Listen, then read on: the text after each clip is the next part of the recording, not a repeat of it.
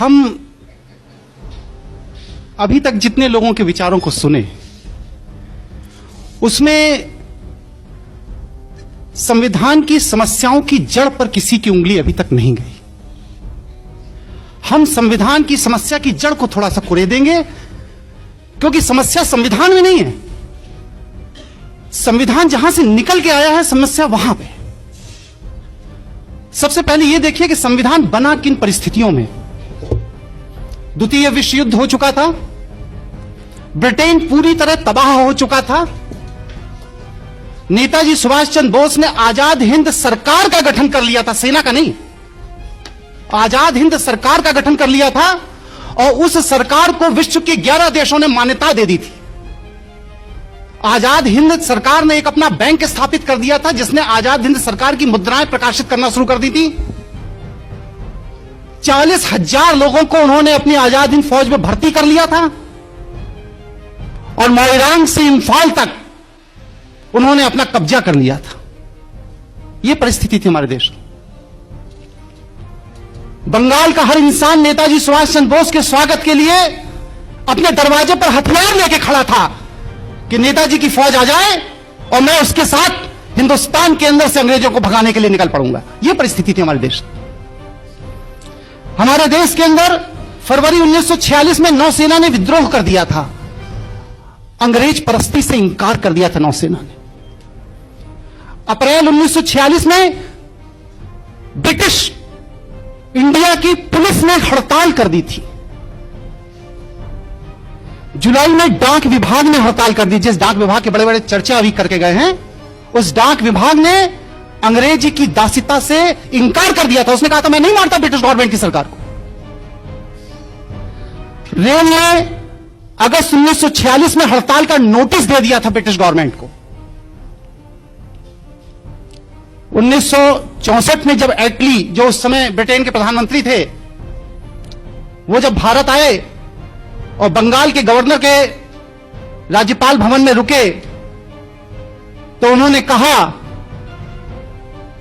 कि हिंदुस्तान को आजाद करना हमारी मजबूरी थी। इसके साथ बहुत लोग मेरे इस विचार से असहमत होंगे, लेकिन मैं फिर भी इस बात को कहता हूं कि भारत की आजादी का श्रेय किसी भी भारतीय नेता को नहीं जाता। भारत की आजादी का श्रेय एडोल्फ हिटलर को जाता है। अगर एडोल्फ हिटलर ने द्वितीय विश्व युद्ध में ब्रिटेन की अर्थव्यवस्था को ध्वस्त न कर दिया होता, तो आज भी ब्रिटेन की सरकार हमारे ऊपर शासन कर रही होती। एडोल्फ हिटलर ने अगर जापान को निर्देशित करके नेताजी सुभाष चंद्र बोस को आजाद हिंद सरकार बनाने के लिए बाध्य न कर दिया होता, तो आज भी भारत के ऊपर ब्रिटिश का शासन होता। ये विश्व स्तरीय परिस्थितियां थी, जिन परिस्थितियों में हमारा संविधान निकल के आया। कैबिनेट मिशन भेजा गया, उसने यहां पर आकर विभिन्न नेताओं से चर्चा की, बातचीत की, और जाकर रिपोर्ट सबमिट की उसने बाकायदे कि भारत के अंदर एक नेहरू ही एक ऐसा नेता है जो कमजोर व्यक्तित्व का है और उसको किसी भी महिला के माध्यम से पटाया जा सकता है। रिपोर्ट सबमिट की, ब्लैक एंड व्हाइट में, वहां के पार्लियामेंट्री डिबेट में। और बस नेहरू को पटाने के लिए माउंटबेटन को इस्तेमाल किया गया। उस समय वो वर्मा ने लड़ाई कर रहे थे, उसकी अध्यक्षता कर रहे थे, उनको वहां से विड्रॉ किया गया, और बेबिल को यहां पर, जो कि इस समय यहां का वाइसराय था, उसको विड्रॉ करके माउंटबेटन को, एडविना और उनकी बेटी पामिला, इन तीनों को भारत में तैनात किया गया। और एडविना को प्रोजेक्ट दिया गया कि 2 साल के अंदर बस हिंदुस्तान की तबाही का 2 साल के लिए तुम्हें मौका दिया जाता। हम लोग बड़े गर्व से कहते हैं कि भारत का संविधान अंबेडकर जी ने बनाया। गलत है सूचना। भारत के संविधान निर्माण के लिए 6 कमेटियों का गठन किया गया था, और भारत का संविधान जो निर्मित होकर के आया, जो बाहर निकल के आया, वो भीमराव अंबेडकर की देन नहीं थी, जवाहरलाल नेहरू की देन थी। जवाहरलाल नेहरू ने जो कार्यकारिणी समिति का गठन किया, उस कार्यकारिणी समिति में उनके साथ में कौन कौन था? आसफ अली, के एम मुंशी, के टी शाह, के शांताराम, हुमायूं कबीर, डी आर गाडगिल। इन 7 लोगों ने मिलकर के भारत के संविधान के प्रारूप को रचा था। डिबेट हो जाने के बाद अंबेडकर को दिया गया कि अब इसका फाइनल शेप आप बनाओगे। और जवाहरलाल नेहरू को अपनी योग्यता पर विश्वास नहीं था।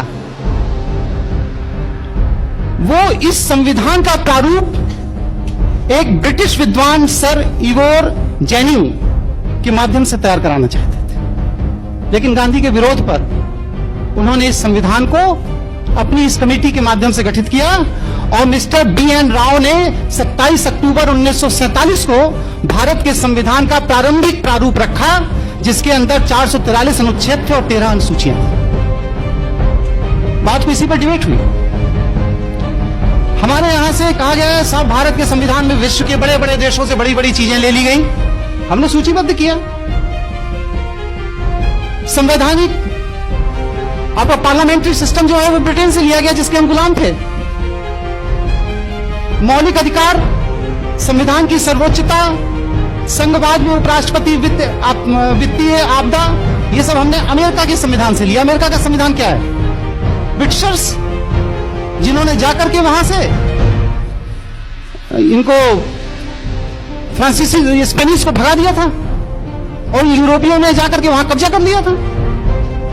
ये ब्रिटेन का ही तो उपनिवेश था अमेरिका। ब्रिटिश मानसिकता के लोगों ने ही तो स्पेनिश को अमेरिका से भगा करके वहां पर कब्जा कर लिया। अमेरिका का वास्तविक मूल निवासी जो रेड इंडियन था वो आज अमेरिका में नहीं है। तीसरा, कनाडा ब्रिटिश उपनिवेश। चौथा, आयरलैंड ब्रिटिश उपनिवेश। ऑस्ट्रेलिया ब्रिटिश उपनिवेश।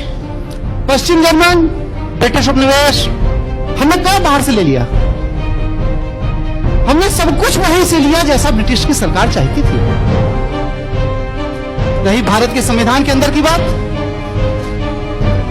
तो मैं ये पूछता हूं संविधान की दुहाई देने वालों से कि भारत के संविधान में भारत को राष्ट्र कहकर के कहां संबोधित किया गया है? वो हमें आर्टिकल बताने का कृपा कर। 395 अनुच्छेद जो बढ़ के अब 444 अनुच्छेद हो गए, लेकिन इन 444 अनुच्छेदों में भी भारत को अभी भी राज्य का स्तर दिया गया नहीं। देने वाले अभी पहले यही तय करें कि भारत के संविधान में भारत को राष्ट्र कह के क्यों नहीं संबोधित किया गया।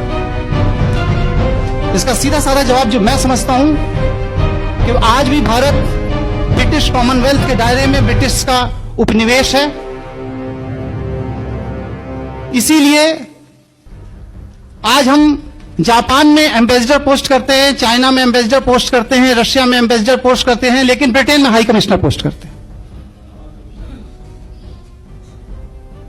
हम श्रीलंका में हाई कमिश्नर पोस्ट करते हैं। पाकिस्तान में जितनी कॉमनवेल्थ कंट्रीज हैं उनमें हिंदुस्तान का उच्चायुक्त पोस्ट किया जाता है, एम्बेसडर राजदूत नहीं पोस्ट किया जाता, क्योंकि हम ब्रिटिश के उपनिवेश still today. General clauses act का सेक्शन 3(6) देखिए, उसमें साफ साफ लिखा है भारत के अंदर जहां भी केंद्रीय सरकार के कानून लागू होंगे वो सब ब्रिटिश उपनिवेश के अंतर्गत माना जाएगा। साफ साफ लिखा है।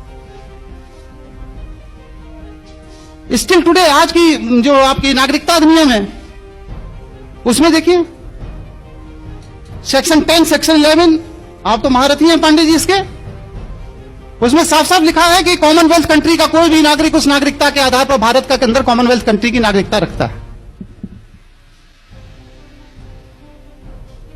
आज तक हमारे भारत के संविधान में नागरिक शब्द को ही डिफाइन नहीं किया गया। नागरिक शब्द की ही डेफिनेशन हमारे कॉन्स्टिट्यूशन में नहीं है।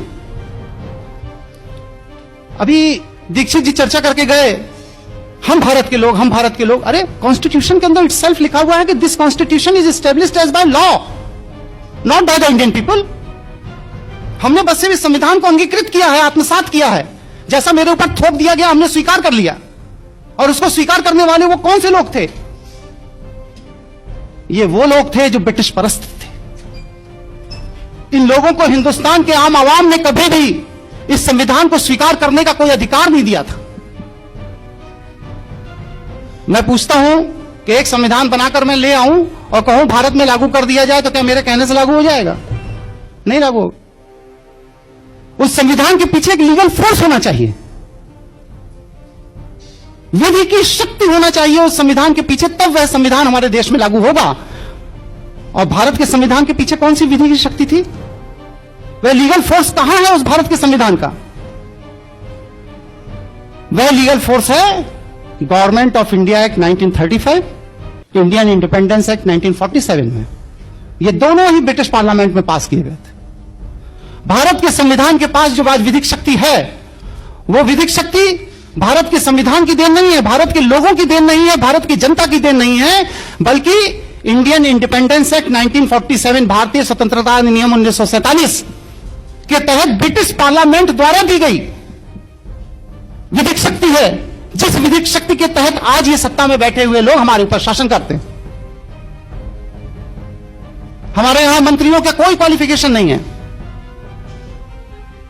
संसद के सदस्य होने की फिर भी है कि भारत का नागरिक होना चाहिए, दिवालिया नहीं होना चाहिए, पागल नहीं होना चाहिए, उसके अंदर एक योग्यता होनी चाहिए, कुछ तो है, लेकिन मंत्री होने की कोई योग्यता हमारे संविधान के अंदर नहीं है।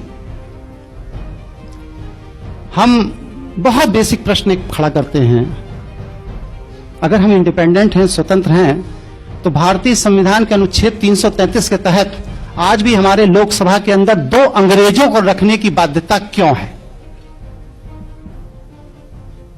कॉन्स्टिट्यूशनल प्रोविजन है। 2 अंग्रेज सांसद राष्ट्रपति नामित करेगा, रखेगा, उसके बिना पार्लियामेंट नहीं चलेगी।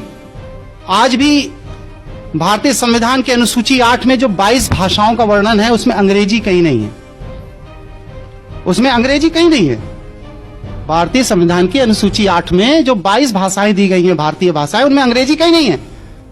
लेकिन फिर भी हमारे पार्लियामेंट, हमारी विधानसभाएं और हमारी हाईकोर्ट और सुप्रीम कोर्ट अपनी सारी प्रोसीडिंग का रिकॉर्ड इंग्लिश भाषा में रखने के लिए बाध्य है।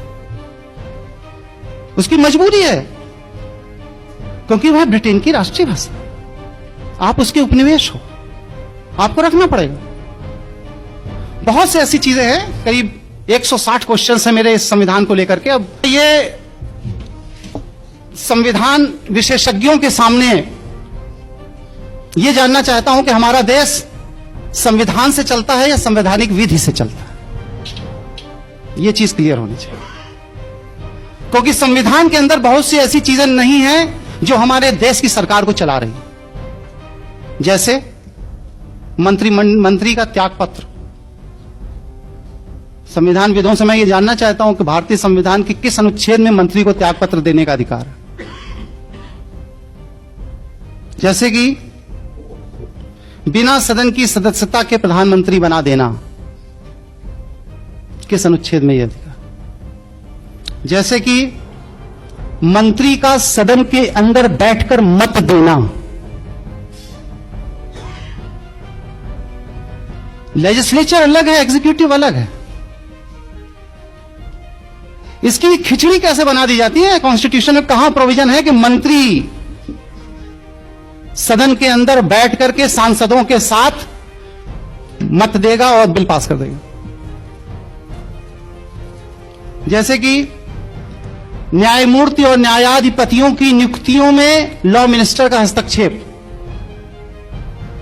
जब जुडिशरी इंडिपेंडेंट है, राष्ट्रपति और सीजीआई मिलकर के न्यायाधीशों की नियुक्ति कर रहे हैं, कॉन्स्टिट्यूशन में क्लियर कट प्रोविजन है, तो प्राइम मिनिस्टर हाउस और लॉ मिनिस्टर हाउस फाइल जाने और उनकी अप्रूवल की क्या जरूरत पड़ती है? इसका मतलब है कि आप कार्यपालिका के अधीन न्यायपालिका को रखना चाहते हैं।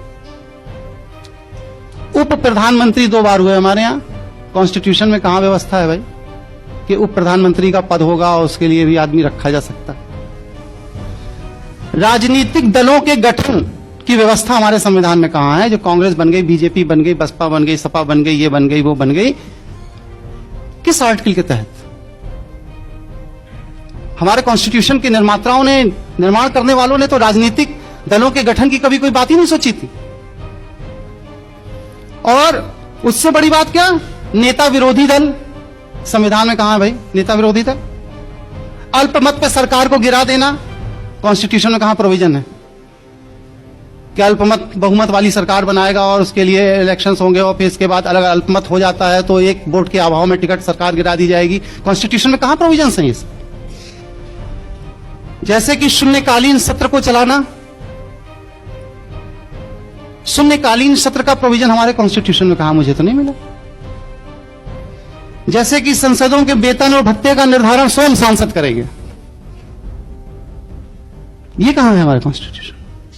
1885 के गदर के बाद W.H. व्यूम ने एक 1600 पन्ने की एक थीसिस सबमिट की थी, जिसमें उन्होंने ये बात कही थी कि भारत के अंदर दोबारा क्रांति ना हो, इसके लिए मैं कुछ फार्मूले दे रहा हूं। पहला फार्मूला तो यह है कि सारे ब्रिटिश मानसिकता के लोगों को एक मंच पे लाके खड़ा कर लिया जाए, और वह मंच राजनीतिक मंच हो, और उसी राजनीतिक मंच के तहत ब्रिटिश मानसिकता के लोगों को एक मंच पे लाने के लिए जिस पार्टी का गठन किया गया उसे भारतीय राष्ट्रीय कांग्रेस पार्टी कहा जाता है, जो आज कांग्रेस है। दूसरी बात, भारतीयों को बांटने के लिए धर्म, भाषा, क्षेत्र, जमींदार और किसान, पूंजीपति और श्रमिक, अमीर और गरीब, शिक्षित और अशिक्षित, हरिजन और सवर्ण के नाम पर समाज को बांट दो, इतने टुकड़े कर दो इसके कि ये कभी यूनाइट ना हो पाए, और जब ये यूनाइट नहीं होंगे तो क्रांति नहीं होगी, हमारा शासन चलता रहे। आज हमारी सरकार उसी पैटर्न पे चल रही है, उसी तरीके से चल रही है। और जहां तक भारतीय नागरिकता अधिनियम में अभी लेटेस्ट अमेंडमेंट आ गया है, for your kind information mister Pandey ji, कि 26 जनवरी 1950 से लेकर के 30 दिसंबर 1990 तक जो भी व्यक्ति विश्व में कहीं भी पैदा हुआ हो, अगर उसके मां या बाप भारतीय नागरिकता प्राप्त है तो वह आदमी ऑटोमेटिक भारत का नागरिक हो जाएगा।